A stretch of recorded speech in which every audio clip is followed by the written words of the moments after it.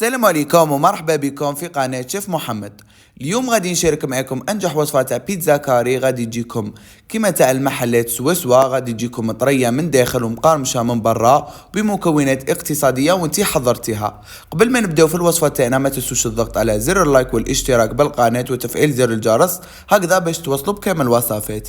نبداو على بركة الله. للوصفة تاعنا نحتاجو كأس من الحليب اللي يكون دافي مع كأس من الماء ايضا اللي يكون دافي، ملعقة كبيرة من خميرة الخبز، ملعقة كبيرة من السكر العادي. ونخلطوا كامل المكونات تاعنا جيدا حتى تشوفوهم تجانسوا غير بالفوي بهذه الطريقة. ونجو نضيفوا لهم نصف كأس من الزيت، ونضيفوا لهم حبة بيض اللي تكون ايضا بدرجة حرارة الغرفة حبة بيض كاملة. ونكملوا نخلطوا كامل المكونات تاعنا جيدا حتى يتجانسوا لنا وتروح لنا على السطح، تروح لنا هذيك الكمية تاع الزيت. خلوهم على جهة يستراحوا لمدة 5 دقائق فقط. ونجو نضيفوا الفارينة تاعنا بهذا الشكل بالتدريج. ضفت الكأس الأول وخلطته جيدا بالفوي بهذه الطريقة. ضفت له ملعقة صغيرة من الملح ما تنساوهاش. ونكمل نضيف الفارينة تاعي بالتدريج ونبداو نطمو فيها غير بالأصابع اليد بهذا الشكل كيما راكم تشاهدوا. نبقاو نطمو في العجينه تاعنا حتى نتحصلوا على عجينه اللي تكون طريه وتكون ايضا تتلاصق، لكن تقدروا تتحكموا فيها وتقدروا تكملوا تعجنوها. وهنا بعد ما كانت انضمت لي العجينه نديروا رشه من الفارينه بهذا الشكل ونعجنوها لمده دقيقتين هكذا فوق سطح الامل جيدا حتى نتحصلوا على سطح اللي يكون ليس بهذه الطريقه. نعاودوا نقلبوها في الريسيبيون تاعنا بهذا الشكل ونخلوها تخمر لمده 10 دقائق. شوفوا كيفاش يضاعف لنا الحجم تاعها. وهنا نروحوا نجيبوا اي بلاطو اللي يدخل للفرن.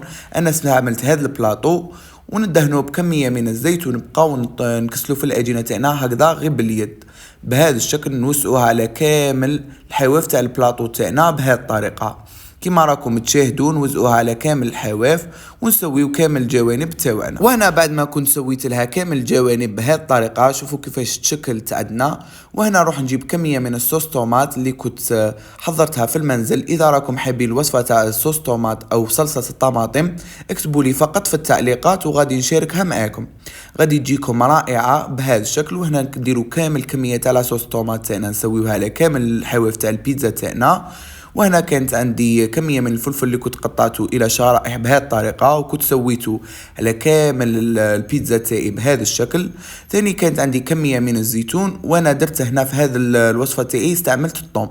وكما ديما نقول لكم هنا في هذه المرحله تقدروا ديروا اي شيء يكون متوفر عندكم. كما انا استعملت الطون تقدروا تستعملوا البولي، تقدروا تستعملوا الفيون داشي كما تحبوا استعملوا. بهذا الشكل نروحوا نكونوا شعلنا الفرن تاعنا مسبقا على 180 درجه ويكون سخون جيدا.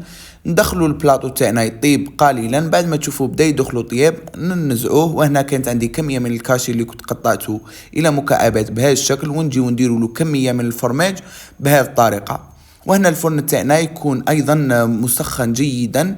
ونروحوا بعد ما كنا درنا لها كميه من الفرماج بهذا الشكل من الفوق نعاودوا ندخلوا هيت جراتينا هذاك الفرماج ويذوب لنا بهذه الطريقه وننزعوها. وهكذا البيتزا تاعنا راهي جاهزه.